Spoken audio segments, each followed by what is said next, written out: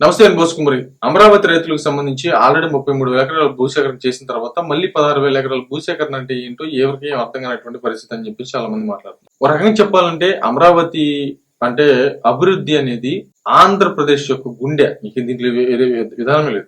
Amaravati develop అయితే Andhra Pradesh automatic గా develop అయిపోయినట్టే, ఒక చరిత్ర సృష్టించినట్టే. మనం ఎప్పుడు కూడా మన తరాలు కానీ ఎప్పుడు కూడా ఒక రాష్ట్రం విడిపోవటం, అది డెవలప్ అవటం, ఒక రాజధాని ఏర్పరచడం, ఇలాంటి ఇదంతా మనం ఎప్పుడు చూడలేదు. కానీ ప్రజలు ఇచ్చినటువంటి ఒక గోల్డెన్ అవకాశాన్ని మాత్రం ఖచ్చితంగా జగన్మోహన్ రెడ్డి గారు కాజేశారు అనేటువంటి విధంగా చాలా మంది తమ ఆవేదన వ్యక్తం చేసినటువంటి సందర్భాలు చాలా ఉన్నాయి. ఇంతకు ముందు చాలా సార్లు న్యూస్లు కూడా మనం చూసాం.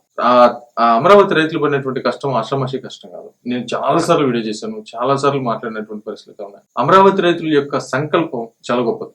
మామూలుగా ఒక ప్రభుత్వం అడిగిందని రాజధాని కోసం భూములు ఇచ్చేశారు. అది వాళ్ళు ఏదో పేటిఎం మనుషులు లేకపోతే గ్రామంలో ఉంది అమరావతి, ఒక గ్రామానికి పరిమితం అయిపోయింది అనేటువంటి విధంగా చాలా మంది మేధావులతో సహా అవహేళన చేసినటువంటి సందర్భం ఉన్నాయి. అది రాంగ్ అని చెప్పాను నేను. ఎందుకంటే ఇప్పుడు నేను ఒక రాజధాని కోసం ఒక భూమి నా దగ్గర ఉన్నటువంటి ఒక ఎకరా ఇచ్చేసాను అనుకోండి, ఎవరికి? ప్రభుత్వానికి.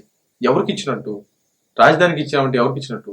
ఆంధ్రప్రదేశ్ ప్రజలు మొత్తానికి ఇచ్చినట్టు. మరి మన బాగు కోరుకొని ఒక భూమిని ఇచ్చారు అంటే మరి ఆయన బాగు మనం కోరుకోవాలి కదా, ప్రజలందరూ కోరుకోవాలి, ప్రభుత్వమే కదా ప్రజలందరూ కోరుకోవాలి. అది కోరుకోకుండా వాళ్ళు కష్టాలు పెట్టారు. వాస్తవంగా చెప్పాలంటే 5 సంవత్సరాలు ఖచ్చితంగా వేస్ట్ అయిపోయింది అమరావతి విషయం అనేది మాత్రం ఖచ్చితంగా పక్కా నిజం. దీన్ని ఇప్పుడు చంద్రబాబు నాయుడు గారు వచ్చిన తర్వాత పరుగులు పెట్టిస్తున్నారు అనేది మాత్రం ఖచ్చితంగా వాస్తవం. ఈ అమరావతిని ఎలాగైనా డెవలప్ చేయాలి. కాబట్టి ఇప్పుడున్నటువంటి సిచ్యువేషన్స్ లో వాళ్ళు చేసుకున్నటువంటి ప్లాన్ పర్ఫెక్ట్ జరిపోయింది. కానీ ఈ రింగ్ రోడ్ కావచ్చు, లేకపోతే ఇతర ప్రాజెక్టులకు కావచ్చు, ఇంకా భూమి కావాల్సిన పరిస్థితి వచ్చింది. అంటే టోటల్ గా ఇప్పుడు 16,000 కానీ తీసుకుంటే ఆల్రెడీ 32-33 ఉంది. టోటల్ ఒక 50,000 ఎకరాలు అయితే ఫిక్స్ చేస్తారు. ఆ 50,000 ఎకరాల్లో ఖచ్చితంగా ఒక 10,000 ఎకరాలు అమ్ముతాడు అనేది నా డౌట్. ఖచ్చితంగా అప్పు చేస్తాడు, విపరీతంగా అప్పు చేసి 5 సంవత్సరాల్లో అమరావతిని బాగా డెవలప్ చేసి, ఆ డెవలప్ చేసిన తర్వాత ఆటోమేటిక్ గా ఈ 10,000 ఎకరాలకి విపరీతమైనటువంటి క్రేజ్ వస్తుంది. ఆ క్రేజ్ వచ్చినప్పుడు దాన్ని అమ్ముతాడు.